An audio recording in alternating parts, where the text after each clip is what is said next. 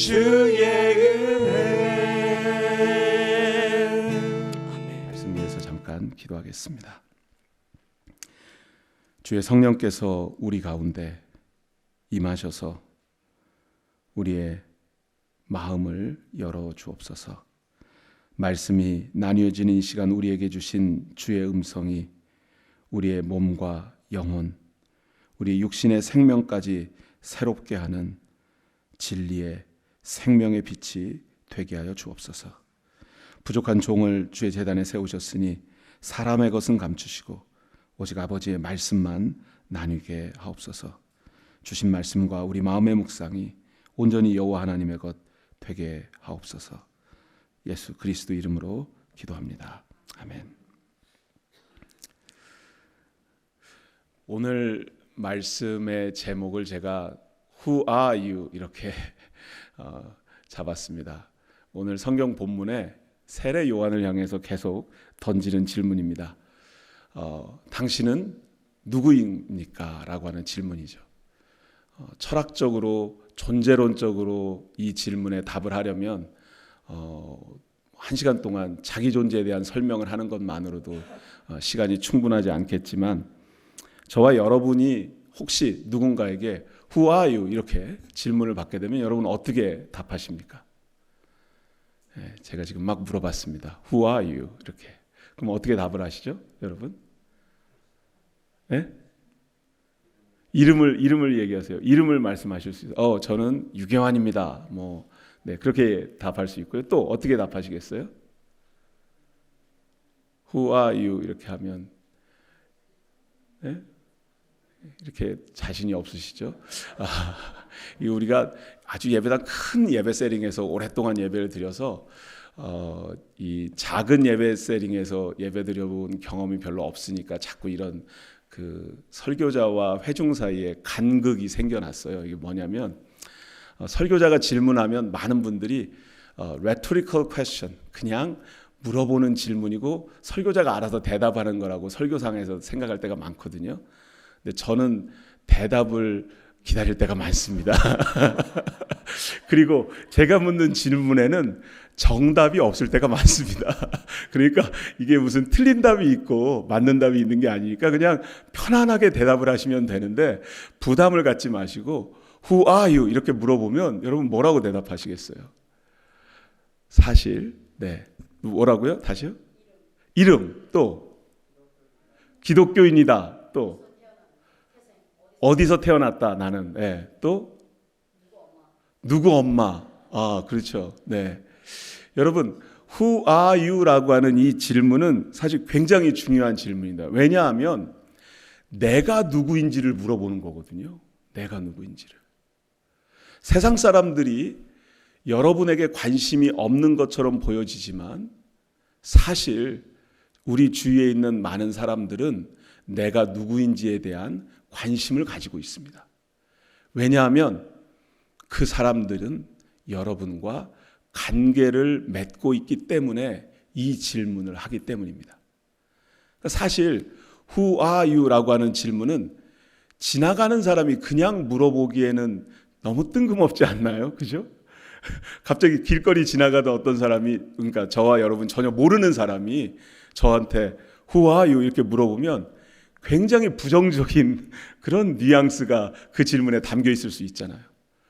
그런데 나와 관계를 맺고 있는 누군가가 내게 당신은 누구입니까? 라고 질문하게 되면 사실은 여러 가지 대답을 고민하지 않을 수가 없습니다. 네, 많은 사람들이 이렇게 생각합니다. Who are you? 라고 하는 그 질문에 존재론적인 대답을 하기 위해서는 내가 누구인지를 설명하려면 대개의 경우 우리 한국 분들은요, 누구 엄마예요, 누구 아빠예요에 대한 대답이 제일 많이 나옵니다. 그리고 저도 제 이름을 얘기하고 Who are you? 그러면 제 이름을 얘기하기보다는 저 목사입니다 라고 이야기를 할 수도 있는 거죠. 누군가 제게 너의 존재가 누구냐라고 질문했을 때 그것을 나를 그 존재론적 관계를 설명해 줄 수밖에 없는 것이 이 질문입니다. 여러분, 제가 15년 전에 교회를 개척하러 사우스다코타에 갔었는데 아주 시골 작은 동네 한인 인구가 한 100명 조금 넘는 동네에서 교회를 개척해서 섬겼거든요. 교회 식구들이 뭐 많지 않았지만 그래도 5년 정도 사역하면서 50명, 60명 모여서 예배 드릴 정도로 교회가 잘 성장하고 있었습니다. 그곳에 있는 동안에 한국에 갈 기회가 없다가 한국에 저희 그 아버지 은퇴하시기 전해였던 것 같은데 아무튼 한국에 무슨 일정이 있어서 제가 이제 한국에 가는 계획이 있었습니다. 그래서 이제 교우들에게 다 이제 한국에 간다고 일정도 말씀드리고 제 대신 설교해 주실 설교자도 세우고 시골이라서 구하기 굉장히 힘들었는데 그러고 제가 한국에 갔는데 그때 우리 교우들 중에 뭐 지금도 페이스북 하시는 분들이 많이 있지만 제가 아주 당혹스러운 일을 경험했습니다. 고등학교 동창들을 제가 거의 30년은 아니 20몇 년 만에 만나게 됐거든요. 제 고등학교 친구들을. 그래서 제가 미국에서 왔다고 굉장히 많이 모였어요. 그래가지고 20몇 년 만에 많은 친구들하고 막 얘기하고 밥도 먹고 그러는데 그때 페이스북에 친구들이 사진을 찍어가지고 우리 친구들 모인 사진을 찍어가지고 다 업데이트 시킨 거예요. 그러니까 제 페이스북하고 자동으로 연결이 돼서 제 사진이 막 올라가는 거죠. 제 페이스북에 제 친구들이 올린 사진이. 그런데 식탁 위에 그냥 온갖 술병이 가득가득한 그런 사진이 막 올라간 거예요. 제가 그날을 몰랐어요, 사실은. 그런데 물론 제가 제 과거에 예전에 뭐 술 마셨던 그런 고백을 한 적이 있기 때문에 교인들이 그렇게 놀라지는 않았을 거라고 생각하지만 제가 교인 입장이 돼서 교회에 돌아온 다음에 제가 갑자기 그날 저녁을 한번 생각해 봤어요. 우리 교회 집사님들이 담임 목사가 몇 년 만에 한국에 간다고 뭐 여비도 챙겨주고 목사님 잘 다녀오시라고 기도해드리겠다고 그러고 갔는데 담임 목사 페북에 술자리에 딱 가가지고 사람들 많이 모여 있는데 한가운데 딱 앉아 있는 사진이 막 올라오니까 얼마나 당황했겠어요. 그랬을 때 교인들이 그랬을 거예요. Who are you? 도대체 우리 목사님 누구지 도대체? 이분이 도대체 누구길래 이런 사진이 막 올라갔지라고 생각했을 거라고 굉장히 당혹스러웠을 거라는 생각을 제가 하게 됐던 거예요. 우리가 우리의 삶을 설명하려고 할 때 이 Who are you라고 하는 질문처럼 중요한 질문이 저는 없다고 생각하는데요. 여러분 요한복음 1장을 저희가 처음 시작하면서 요한복음 1장 1절에서 태초에 말씀이 계시니라라고 하는 이 구절로 말씀이 모든 것의 시작입니다라는 이야기를 제가 드렸고요. 그리고 말씀이 생명입니다라는 말씀을 드렸고 그리고 요한복음을 지금까지 강해를 제가 해오고 있습니다. 그리고 오늘 드디어 사실은 요한복음 1장 1절부터 18절까지가 요한복음과 성경 이야기 전체의 대서사가 되고요. 그러니까 예수님이 어떤 분이신지 하나님이 어떤 분이신지 본질적인 문제를 1절부터 18절까지 다루고 이제 19절부터 새로운 내러티브가 새로운 이야기가 시작되는데 이 새로운 이야기의 첫 번째 주인공이 세례 요한입니다. 세례 요한에 대한 이야기가 앞에서도 잠깐 언급되지만 이제 19절부터 세례 요한이 어떤 사람인지 설명해 줍니다. 그런데 여러분 세례 요한이 어떤 사람인지는 우리가 대충 교회 다니신 분들은 알고 계신데 마태복음 11장에 이런 구절이 나옵니다. 세례 요한에 대한 예수님의 설명입니다. 우리 함께 읽을까요? 시작. 내가 진실로 너희에게 말하노니 여자가 낳은 자 중에 세례 요한보다 큰 이가 일어남이 없도다. 아멘이십니까? 네. 예수님이 세례 요한에 대해서 뭐라고 설명하셨어요? 여자가 낳은 자 중에 큰 이가 일어남이 없도다. 그러니까 지금까지 이 세상에 태어난 사람 중에 가장 위대한 사람이다 라고 표현을 하고 있는 거예요. 세례 요한이요. 세례 요한에 대해서 제가 이 뒷구절을 사실 연결 점점점에다가 표시해 놓지 않았는데 찾아보시면 그 뒷부분은 그러나 천국에서는 극히 작은 자라도 그보다 크니라 그렇게 되어 있습니다. 이 설교가 다른 데로 갈까 봐 제가 일부러 안 집어넣어 놨거든요. 그런데 기억은 해 두셔야 됩니다. 세례 요한은 예수님의 관점에서 보았을 때도 가장 위대한 선지자, 예언자와 같은 사람이다. 세상에 그런 사람이 없었다라고 설명하는데, 예수님이 뭐라고 얘기하셨냐면 천국에서는 극히 작은 자라도 그보다 크니라라고 말씀하셨다는 거예요. 그러니까 천국에서 하는 일, 천국에서 감당해야 될 일들, 천국에서 벌어지는 일들은 우주적 관점에서밖에 설명할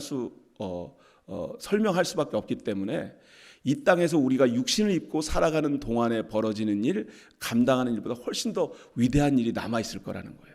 이제 그런 의미에서 예수님께서 그렇게 말씀하셨습니다. 그런데 그건 우리가 다 천국에 가봐야 확인이 되는 사실이잖아요.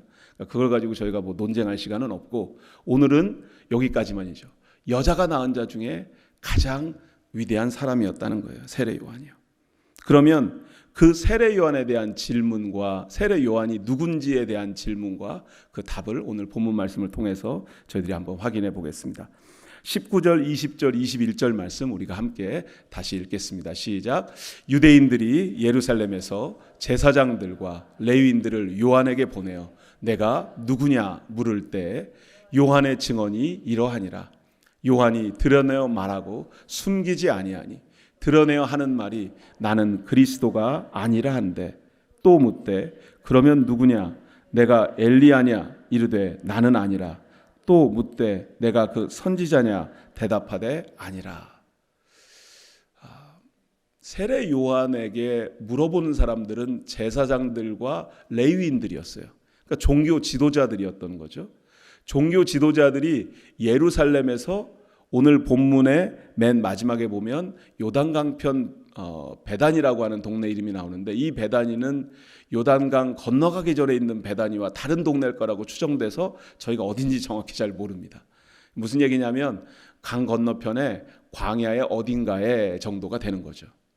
그런데 광야에서 말씀을 전하고 있는 세례 요한에게 제사장들과 레위인들이 질문한 내용이 내가 누구냐, Who are you 였어요. 당신은 누구요?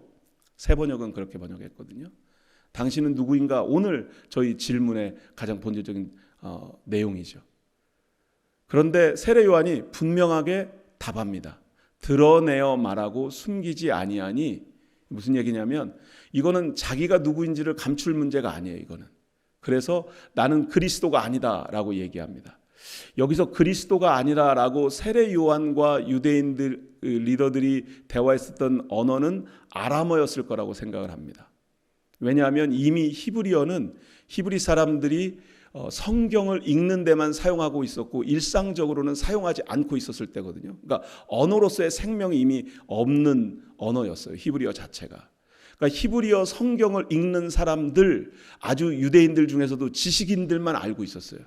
그러니까 그리스도라고 하는 이 단어 자체가 실제로 의미하는 것은 이스라엘 사람들에게는 everything the only thing이에요. 무슨 얘기냐면 그리스도는 기름 부음 받은 종이라는 뜻인데, 기름 부음 받은 종은 왕이라는 뜻이기도 하고 이스라엘을 다시 회복시키실 분이라고 하는 것이기도 하고 구약의 예언을 성취하실 분이라는 뜻이에요. 그런데 요한이 뭐라고 얘기해요? 나는 그리스도가 아니라는 거예요. 메시아가 아니라는 거예요. 이단 종교와 정통 기독교를 정확하게 분별할 수 있는 확실한 질문이 있습니다. 이단 참 어렵다. 뭐 여호와의 증인이 이단이냐 아니냐, 뭐 여러 가지 질문들이 있잖아요. 이단을 구별하는 몇 가지 지표가 있는데, 첫 번째 지표가 뭐냐면 그리스도 메시아가 있다고 주장하면 그게 이단입니다. 그리고 그리스도와 메시아가 지금 우리 눈에 보이는 누군가라고 주장하는 근거를 성경에서 찾으면 그것도 이단입니다.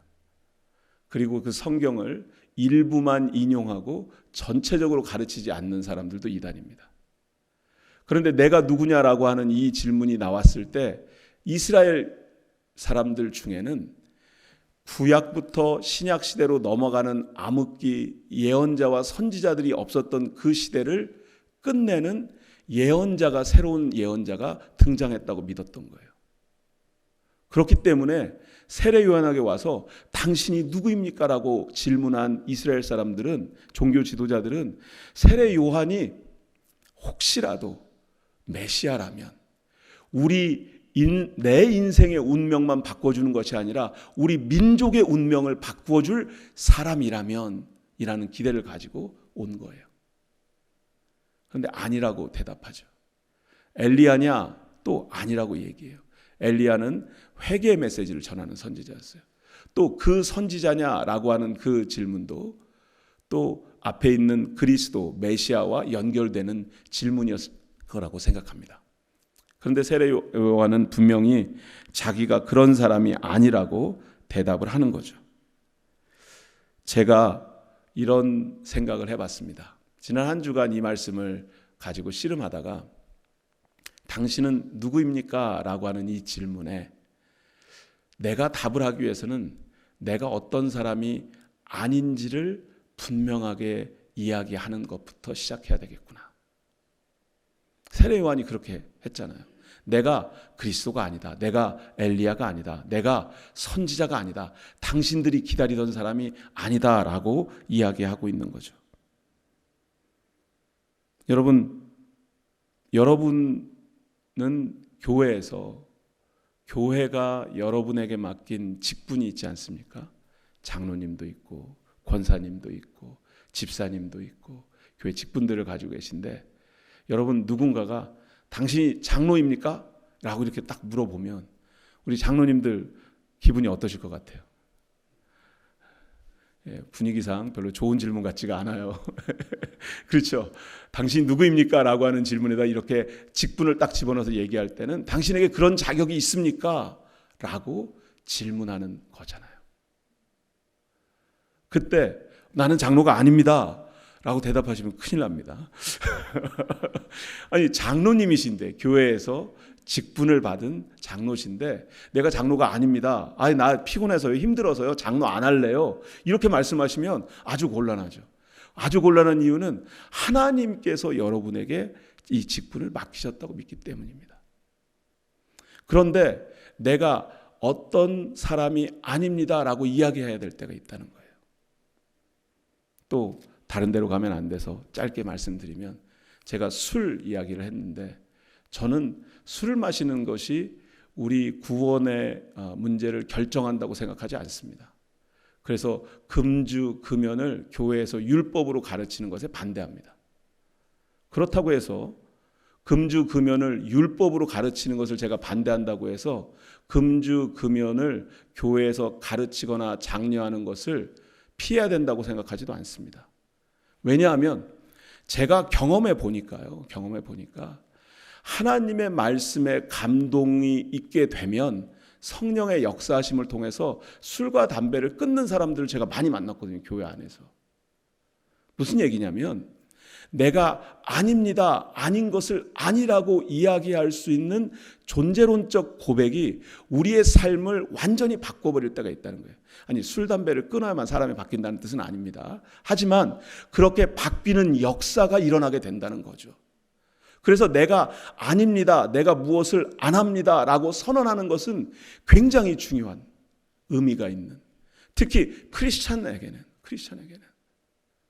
제게 누군가가 당신은 누구입니까? 라고 질문을 한다면 제가 첫 번째로 어떤 대답을 해야 될까 고민을 했었거든요. 나는 목사입니다. 이거 너무 뜬금없잖아요. 그러면은 내 삶에 어떤 가치가 가장 중요할 것인가? 나는 누구인가라고 하는 질문 앞에 제가 답을 해야 될 때 이렇게 생각해 봤어요. 나는 크리스천입니다. 라고 하는 대답이 가장 중요한 것 같아요. 제 존재를 설명하는 데 있어서 나는 크리스천입니다. 제가 크리스천이기 때문에 여러 가지를 가르치고 배우고 또 그렇게 살려고 노력하는 제 존재를 내가 예수를 믿는 사람이라고 고백하는 데서 시작이 되는 거죠. 그렇다면 그 반대도 가능하다는 거예요. 누군가가 내게 당신은 그리스도인입니까? 라고 물어보면 그 질문에 어떻게 대답해야 할까? 그냥 내가 예수를 믿는 사람입니다 보다 분명히 당신이 그리스도인입니까? 라고 하는 이 질문에는 그 뉘앙스 안에 당신은 그리스도인답게 살고 있습니까? 라고 하는 의미가 담겨 있을 때가 많기 때문입니다. 세례 요한에게 Who are you? 라고 물어봤을 때는 당신이 우리 민족을 해방시킬 우리가 기다리던 그 지도자입니까? 라고 하는 질문이었을 거거든요. 그러니까 세례 요한은 나는 그 사람이 아닙니다 라고 이야기하죠. 그리고 나서 22절 말씀 우리 다시 한번 보겠습니다. 우리 함께 읽겠습니다. 시작. 또 말하되 누구냐? 우리를 보낸 이들에게 대답하게 하라. 너는 내게 대하여 무엇이라 하느냐? 다 아니라고 얘기하니까 What do you say about yourself? 당신 자신에 대해서 누구라고 이야기합니까? 당신은? 이라고 물어보는 거예요. 이 질문은 사실 세례 요한의 23절 이후의 대답과 밀접하게 연결되어 있기 때문에 바로 23절을 보겠습니다. 23절 함께 읽습니다. 시작. 이르되 나는 선지자 이사야의 말과 같이 주의 길을 곧게 하라고 광야에서 외치는 자의 소리로라 하니라. 아멘. 이제 요한이 이야기하는 거예요. 내가 누구인지에 대해서. 그런데 I'm the voice. 나는 소리다. 광야에서 외치는 자의 소리라고 얘기합니다. 광야는 이스라엘 사람들이 사는 곳이 아닙니다. 생활 공간이, 거주 공간이 아닙니다. 그곳은 먹을 것도 없고 생활하기 어려운 공간입니다. 광야는 이스라엘 사람들이 애굽을 탈출해서 약속의 땅으로 들어가는 여정을 상징하는 곳입니다. 광야는 이스라엘 사람들이 기도하러 가는 곳입니다. 그런데 그 광야에서 외치는 자의 소리라는 겁니다. 그 얘기는 무슨 얘기예요? 이스라엘 사람들을 특별한 공간으로 끌어내서 초청해서 외치는 소리라는 거예요. 세례 요한이 예루살렘 성전에 가서 메시지를 선포했다는 얘기가 없어요. 세례 요한이 동네를 돌아다니면서 메시지를 선포했다는 얘기가 없고 광야에서 세례 요한의 메시지가 선포되어졌다는 거예요. 그래서 이 광야에서라고 하는, 그러니까 이 소리라고 하는 이 이야기를 광야에 너무 집착하기보다는 저는 세례 요한의 존재론적인 답변이라고 생각했을 때는 나는 메시지가 아니라 나는 메시지를 전하는 사람입니다 라고 이야기하는 거죠. 나는 메시지가 아니라 메시지를 전하는 사람이다. 이게 요한복음 1장에서만 통하는 설명이에요. 왜냐하면 메시지는 말씀이 누구세요? 말씀이 예수님이시니까, 말씀이 하나님이시니까요. 그러니까 나는 내가 그 메시지 자체가 아니라, 말씀 자체가 아니라, 내가 로고스 진리의 말씀이 아니라 나는 그 말씀을 전하는 사람입니다. 그 소리입니다 라고 이야기하는 거죠. 그런데 그 메시지의 내용을 이렇게 설명하는 거예요. 주의 길을 곧게 하라. 이것이 이사야 선지자의 메시지이고 세례 요한이 전한 메시지입니다. 주의 길을 곧게 하라라고 하는 이 메시지를 세례 요한이 다른 복음서에 전했을 때 어떻게 설교했냐면 회개하라, 천국이 가까웠느니라. 그것이 주의 길을 곧게 하라는 메시지의 내용입니다. 그러면 우리가 이사야서를 가보겠습니다. 40장 3절부터 저희가 이사야서를 좀 볼 텐데요. 이사야서 40장 3절 말씀 우리 함께 읽습니다. 시작. 외치는 자의 소리여 이르되 너희는 광야에서 여호와의 길을 예비하라. 사막에서 우리 하나님의 대로를 평탄하게 하라. 여기 소리에 대한 내용이 분명히 다 정확하게 나와 있네요. 여호와의 길을 예비하라. 하나님의 대로를 평탄하게 하라. 이게 무슨 뜻일까요? 바벨론 포로로 갔던 사람들이 예루살렘으로 저희가 지금 이사야서 막 읽고요. 기쁨의 언덕으로 지난 2달 이사야서 말씀 받고 그 다음에 지금 4월 달부터 우리가 에스라, 느헤미야, 에스더 이제 예루살렘 성전을 예루살렘 성을 재건하는 말씀을 지금 저희가 읽고 있으니까 그 배경의 이야기와 이사야 선지자의 예언은 바로 연결되어 있는 거죠. 그러니까 여호와의 길을 예비하라, 하나님의 대로를 평탄하게 하라라고 하는 이 뜻은 바벨론으로부터 예루살렘으로 돌아오는 사람들에 대한 메시지를 전한다는 얘기일 거예요. 그거는 저희가 너무나 잘 알고 있죠. 그런데 4절과 5절 말씀이 이것을 설명해 줍니다. 이사야 40장 4절 5절 말씀입니다. 우리 함께 읽겠습니다. 시작. 골짜기마다 도두어지며 산마다 언덕마다 낮아지며 고르지 아니한 곳이 평탄하게 되며 험한 곳이 평지가 될 것이요 여호와의 영광이 나타나고 모든 육체가 그것을 함께 보리라. 이는 여호와의 입이 말씀하셨느니라. 아멘. 주의 길을 곧게 하라라고 하는 메시지의 내용의 설명이 이겁니다. 골짜기마다 도두어지며 산마다 언덕마다 낮아지며 고르지 아니한 곳이 평탄하게 되며 험한 곳이 평지가 될 것이요. 고속도로 만드는 얘기네요. 그렇죠? 길 닦기 위해서 골짜기를 파여져 있는 곳은 채워야 되고 산마다 언덕마다 높이 돼 있는 곳은 깎아내리는 것이고, 그래서 고르지 않은 곳을 모두 평탄하게 만들어야 험한 곳이 평지가 되어야 하이웨이, 하나님의 대로를 건설할 수 있으니까요. 근데 이게 무슨 뜻일까가 질문인 거죠. 제 질문은. 왜 요한은 주의 길을 곧게 하라, make straight the way for the Lord, 예수님 그리스도 the Lord, Master, 메시아가 오는 길을 곧게 해야 된다고 이야기했을까? 이스라엘 사람들은 사실 성전으로 돌아오는 길, 예루살렘으로 돌아오는 길을 만드시는 하나님의 역사를 기다리고 있었는데, 세례 요한은 주의 길을, 주님께서 오시는 길을 준비해야 된다고 얘기하고 있는 거예요. 그러니까 뉘앙스가 분명히 차이가 있는 거죠. 무슨 얘기냐면, 우리는 우리가 살고 있는 삶의 현장에서 맞부딪히는 문제의 해결을 원하기 때문에 그 문제를 해결할 수 있는 어떤 길이 열려지기를 기다리고 있습니다.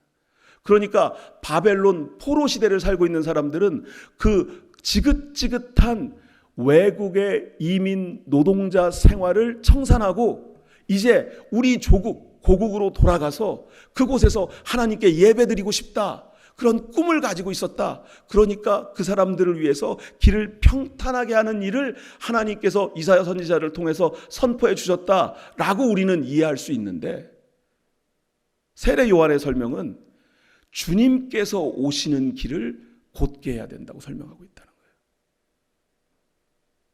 어떻게 해요? 주님이 오시는 길을 어떻게 우리는 준비해야 하겠습니까?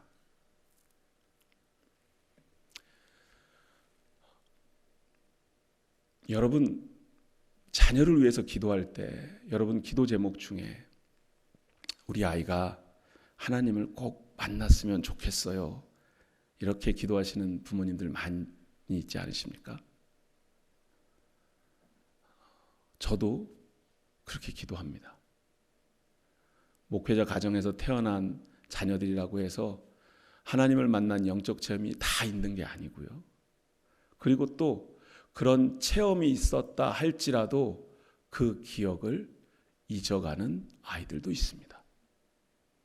또 인생의 여러 가지 길을 우리 아이들이 이제 성인이 되어서 어머니 아버지의 품을 떠나 자라서 생활하게 되면서 맞닥뜨리는 문제들이 있고 결정과 선택을 해야 될 때, 내가 기대했던 것처럼 하나님께서 그 문제를 해결해 주지 않으시면, 바벨론 포로들이 고향 땅으로 돌아오는 그 문제를 해결해 주시는 것처럼 그렇게 문제를 해결해 주지 않으신다고 느끼게 되면 하나님께서, 그러면 우리 아이들은 하나님께 실망하게 되어 있습니다. 그것이 우리 아이들만의 문제인가요? 사실 우리 어른들도 마찬가지 아닌가요?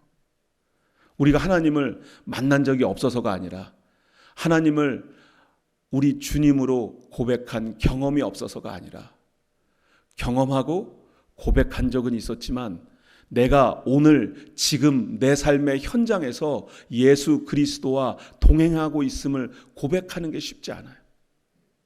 그래서 자녀를 위해서 기도할 때도, 때로는 나의 믿음의 여정을 위해서 기도할 때도, 하나님과 동행하는 길, 동행하는 삶, 하나님을 만나고 싶은 간절함이 내 안에 있는데 왜 하나님께서 나를 만나주지 않으실까라고 하는 질문을 하게 될 때도 있습니다. 이사야서 40장 4절 말씀이 그 관계를 설명해 준다고 저는 믿어요. 우리에게 하나님과 우리 사이에 골짜기가 있습니다.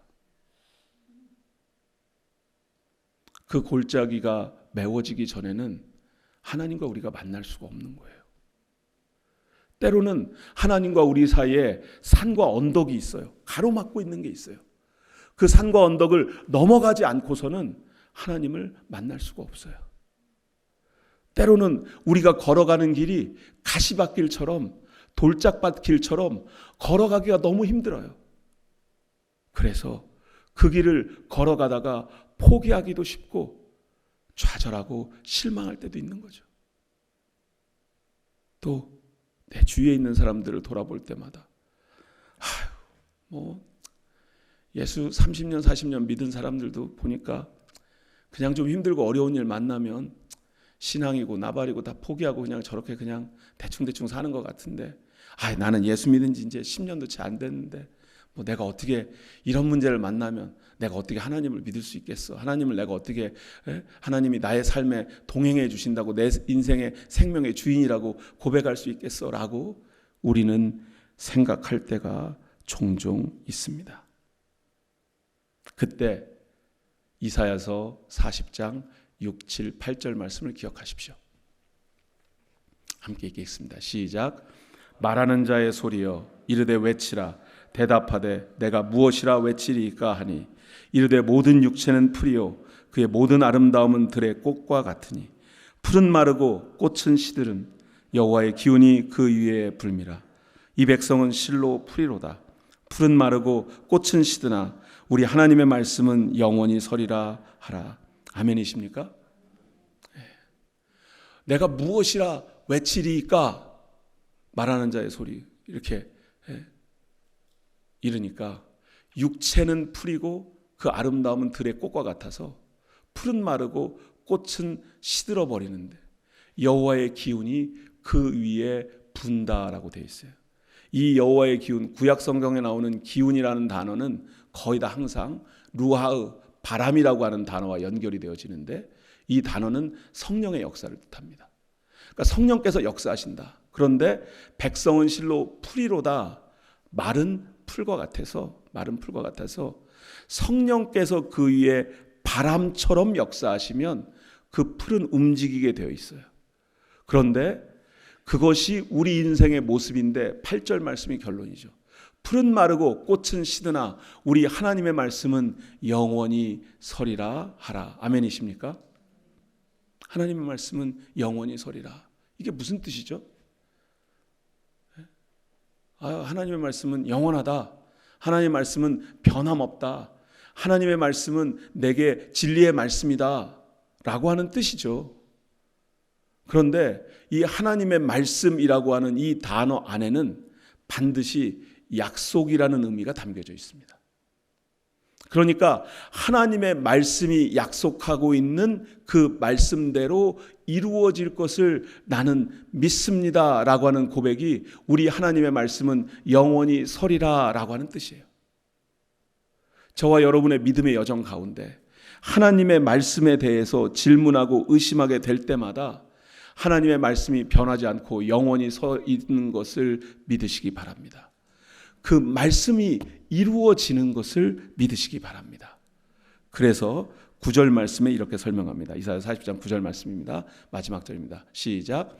아름다운 소식을 시온에 전하는 자여 너는 높은 산에 오르라. 아름다운 소식을 예루살렘에 전하는 자여 너는 힘써 소리를 높이라. 두려워하지 말고 소리를 높여 유다의 성읍들에게 이르기를 너희의 하나님을 보라 하라. 아멘. 여러분 어제 신문 광고를 혹시 보셨어요? 저희 제너레이션 교회 오픈하우스 예배 신문 광고가 나갔는데 교회 전체 카톡방에 아직 참여하지 않으신 분은 끝난 다음에 꼭 참여하신 분에게 물어보셔서 참여하십시오. 그러면 거기에 이미지가 나옵니다. 광고 그 이미지 좀 보여주시겠어요? 네.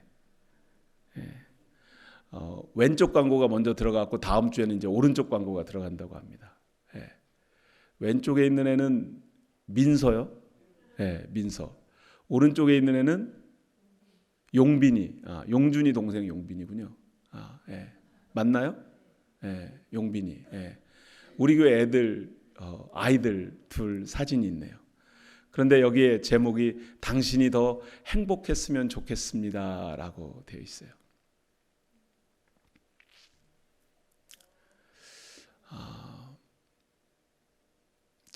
오픈하우스 예배를 준비하면서 제너레이션 교회가 어떤 교회인지, 또 제너레이션 교회 예배에 왜 주위에 있는 이웃들을 초대하고 싶은지 그 의미를 좀 설명하려고 고민하고 있었는데, 뭐 미션 스테이트먼트도 정리가 안 되고 비전 스테이트먼트도 확실하지가 않고, 그래가지고 아직 이게 우리 교회가 도대체 어떤 교회인지 설명하는 게 쉽지가 않았어요.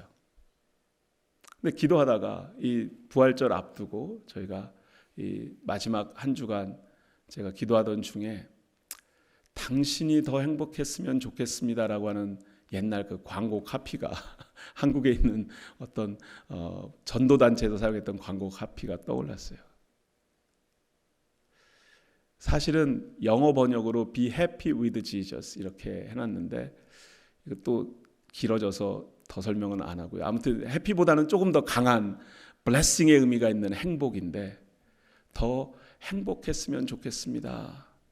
그리고 그 밑에 우리 교회가 지난 11월 마지막 주 정도에 처음 다세대 예배를 시작하면서 시작하게 된 이야기를 좀 적어놨습니다. 가짜 복음이 판치는 시대에 하나님의 말씀을 지키는 것을 교회 존재 목적의 첫 번째로 두고 30년, 40년, 50년 섬기던 교회를 떠나 새로운 교회를 개척한다는 얘기는 안 써놨습니다. 그 얘기를 쓰면 너무 아파서요. 하지만 분명하고 확실한 것은 하나님께서 우리와 함께 하신다고 하는 분명한 증거를 세상 사람들에게 우리가 증언할 때가 되었다고 생각했습니다. 근데 하나님께서 함께 하시면 우리 안에 어떤 일이 벌어질까? 지난 주일 오후에 컨퍼메이션 선데이 때 제가 잠깐 보리빵에 대한 이야기를 했는데요.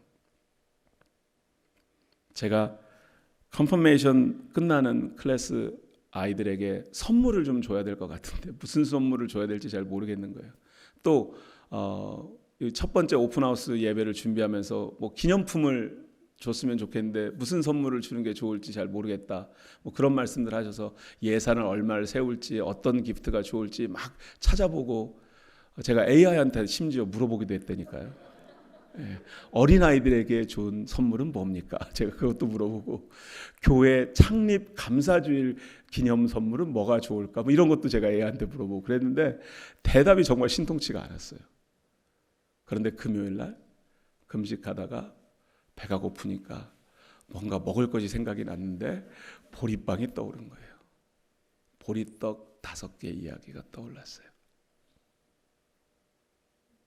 그리고 그 보리떡 5개를 생각해 보니까 5,000명을 먹이고 12광주리가 남은 그 기적의 이야기에 참여했던 그 사람들은 얼마나 행복했을까라는 생각을 하게 됐어요. 근데 빵이 예수님이시잖아요. 예수님이 나는 빵이라고 그러셨잖아요. 그래서 사실은 행복한 보리빵이 좋은지 행복 보리빵이 좋은지 더 행복 보리빵이 좋은지 빵 이름을 또 지어야 되겠다고 제가 고민을 하고 있었는데, 행복한 보리빵은 말이 안 된다고 자꾸 그러는 거예요. 야, 빵이 어떻게 행복할 수가 있냐 이러는 거예요.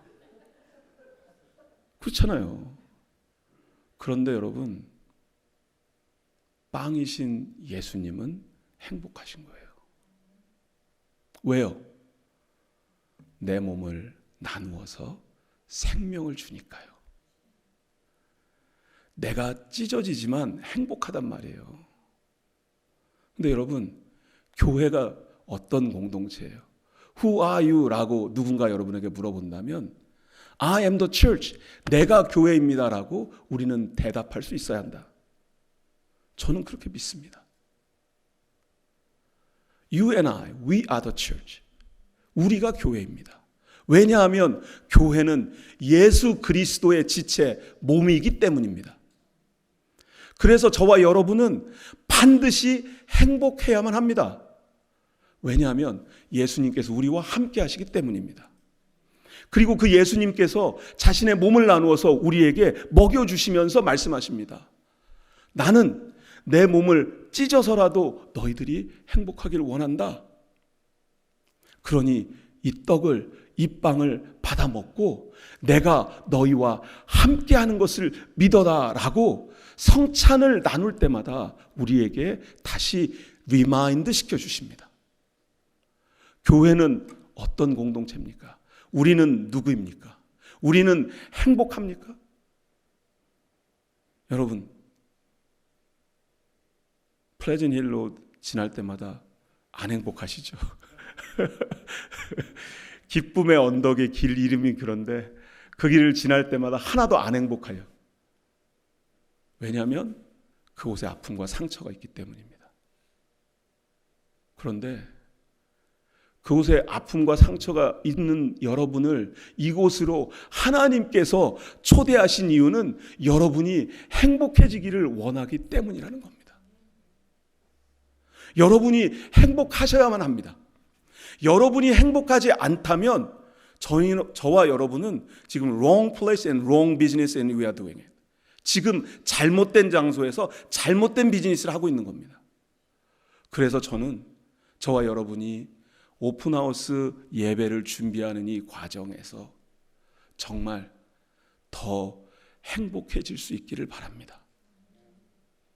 그리고 그 행복한 보리빵, 예수 그리스도의 그 진리의 말씀, 그 생명의 능력이 저와 여러분이 먼저 먹고 경험해야만 누군가에게 나눌 수 있거든요. 그래서 오늘 개수가 좀 부족해도 거기 오셔서 보리빵 맛을 좀 보시기 바랍니다. 저희가 기필코 오르게닉 발리 브레드를 만들 겁니다. 그것도 맛이 있는, 굉장히 힘들다고 그러더라고요. 만드신 분들이. 오르게닉 재료만 썼더니 맛이 없대요. 그래가지고 어떻게 하면 맛있는 오르게닉 발리 브레드를 만들 수 있을까? 왜? 우리 아이들이 먹고 행복해졌으면 좋겠어요. 우리 아이들이 먹고, 우리 교회 아이들이 먹고 이 보리빵을 먹고 너무 좋아. 하나님이 나를 사랑하는 것을 우리 교회 집사님, 권사님들 손길을 통해서 이 빵을 만들어서 내게 주신 것 같아. 너무나 행복하고 너무나 기쁘고 너무나 감사한데 이 보리빵을, 이 행복한 보리빵을 누군가에게 나누어 주고 싶어. 그래서 오픈하우스 예배의 기념품이 보리빵이 됐습니다. 그 행복을 나누고 싶어서요. 그 기쁨과 감사를 우리만 가지고 있을 수 없잖아요. 예수님께서 우리와 함께 하시는 분명한 증거가 되기를 바랍니다. 그래서요, 저와 여러분이 더 행복했으면 좋겠습니다. 그것이 세례 요한이, 뒷부분은 못했네요. 근데 아무튼 세례 요한이 우리 주님 오실 길을 곧게 하는, 준비하는 그 길을 여는 것이었다는 거죠. 예수님 오시는 길을 여는 거예요. 준비하는 거예요. 그것이 교회가 하는 일이지 않습니까? 저와 여러분이 하는 일이 뭐예요? 예수님이 오시는 길, 예수님을 만나야 하는 길, 예수님이 필요한 사람들에게 예수 그리스도가 갈 수 있도록, 예수 그리스도가 있는 곳으로 그 이웃들을, 친구들을, 우리 아이들을 초대하는. 그래서 엄마 아빠가 지난해, 그 전에, 지난 몇 년 동안 참 교회 갔다 올 때마다 인상 팍팍 쓰고 도대체 왜 교회를 가는지 모르겠다 그러고, 교회를 왜 가서 예배를 드리는데 그 예배의 중심이 하나님이 아니고 예수 그리스도가 아니고 예수 그리스도의 복음이 아니고 왜 도대체 교회가 이런 문제를 가지고 싸우고 다투는지 알지 못하겠다고, 그 이유를 도저히 설명할 수도 없고 받아들일 수도 없고 이해가 되지 않는 우리 아이들에게 제너레이션 교회를 하나님께서 세우시려고, 하나님께서 우리를 행복하게 하시려고, 하나님께서 나와 우리와 함께 하시는 그 행복을 나만 누리는 것이 아니라 나누는 교회가 되려고 저와 여러분을 초대하셨음을 꼭 기억해 주시기 바랍니다. 행복한 보리빵, 예수님이 여러분을 사랑하십니다. 그 예수님의 사랑을 전하는 제너레이션 교회가 되기를 기도합니다. 기도하겠습니다. 예수님을 주님으로 고백하는 것이 쉽지 않은 것을 인정할 수밖에 없는 시대에 살고 있습니다. 하지만 생명의 떡으로 보리떡으로 우리에게 오신 그 주님께서 오늘 우리의 가슴에 우리의 예배 처소 이곳 제너레이션 교회에 함께하고 계시니 감사합니다. 변함없는 하나님의 말씀, 영영이 변하지 않을 그 진리의 말씀 위에 세워지는 제너레이션 교회가 되게 하여 주옵소서. 하나님의 말씀만 즐거워하며 하나님의 말씀만 의지하며 말씀이신 주님과 동행하는 우리가 되게 하여 주옵소서. 말씀으로 땅에 오신 예수님 이름으로 기도합니다. 아멘. 진정한 예배가 숨쉬는 교회, 주님이 주인 되시는 교회, 믿음의 기도가 쌓이는 교회, 최고의 찬양을 드리는 교회, 말씀이 살아 움직이는 교회, 성도의 사랑이 넘치는 교회, 섬김과 헌신이 기쁨이 되어 열매 맺는 아름다운 교회, 주님의 마음 닮아서 이웃을 사랑하는 교회, 주님의 영광을 위해서 빛 대신 주님 전하는 교회, 사랑의 불꽃이 활짝 피어나 날마다 사랑에 빠지는 교회, 주께서 사랑하는 우리 교회가 이런 교회 되게 하소서.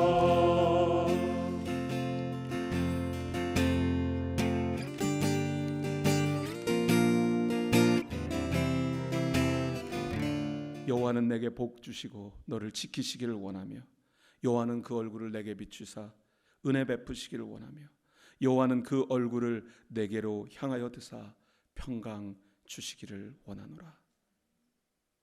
진리의 말씀 예수 그리스도 안에서 영원히 그분만을 붙잡고 세상으로 나아가는 여러분 위해 행복한 보리빵의 삶을 살기로 결심하고 다짐하며 세상의 빵으로 나뉘어지기를 결단하는 주의 사랑하는 성도들과 저희 가정과 일터와 삶의 터전 위에 성부, 성자, 성령 하나님이 지금부터 영원토록 함께 하시기를 간절히 축복하며 기도하옵나이다.